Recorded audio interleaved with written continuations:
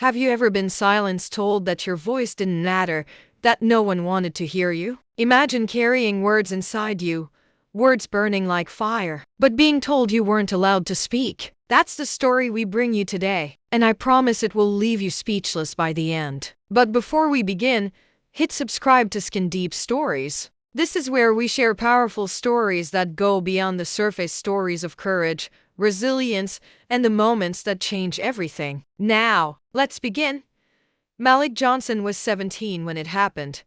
A quiet, thoughtful black student in a mostly white school, Malik was known more for his silence than for his words. His classmates teased him, some ignored him, and teachers rarely called on him, assuming he had little to offer. But the truth was, Malik had more to say than anyone knew. He stayed up late writing poems, speeches, and letters he never sent. His notebook was his best friend, a place where he poured the frustration of being invisible. One day, the school announced a debate competition, the biggest event of the year. Students would argue on stage, in front of parents, teachers, and local officials. Malik wanted to participate. He signed up, heart racing. But when the list came out, his name wasn't there. The teacher in charge told him, "Malik, you're too quiet. You'd freeze on stage. We need stronger voices." Malik was crushed. He walked home that day in silence, his fists tight around his notebook. Once again, his voice didn't matter. But life has a way of turning.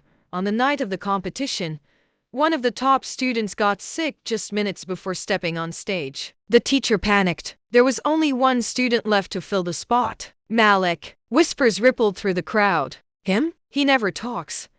He's gonna embarrass himself. Malik stood backstage, trembling. The microphone looked like a mountain. His palms were sweaty. The teacher whispered, "Just say a few words, then step down." But when Malik walked to the podium, something changed. He looked out at the crowd, hundreds of faces, some sneering, some uninterested. His heart pounded. Then he remembered his mother's words, "Your silence doesn't protect you, Malik. Speak." He took a deep breath and spoke. His voice cracked at first, but then it grew stronger. Malik didn't read from the cards in front of him. He spoke from his heart.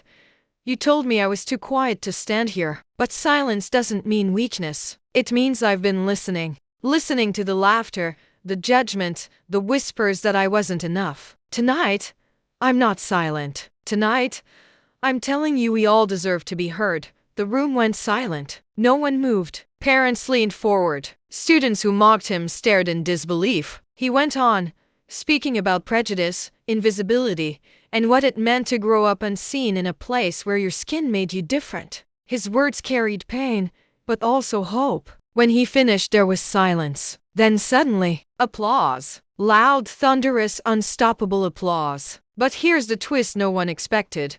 Among the audience was a local journalist, there to cover the debate. He was so moved by Malik's words that he published an article the very next day titled, "The Student Who Wasn't Allowed to Speak But Spoke for All of Us." The story went viral. National outlets picked it up. Malik's voice, once silenced, was now echoing across the country. And the same teacher who told him he couldn't speak now introduced him weeks later as the keynote speaker for the entire school district. Malik stood on that stage, looked at the teacher, then at the audience, and smiled. The boy who was silenced had become the voice everyone needed to hear. What about you? Have you ever felt silenced?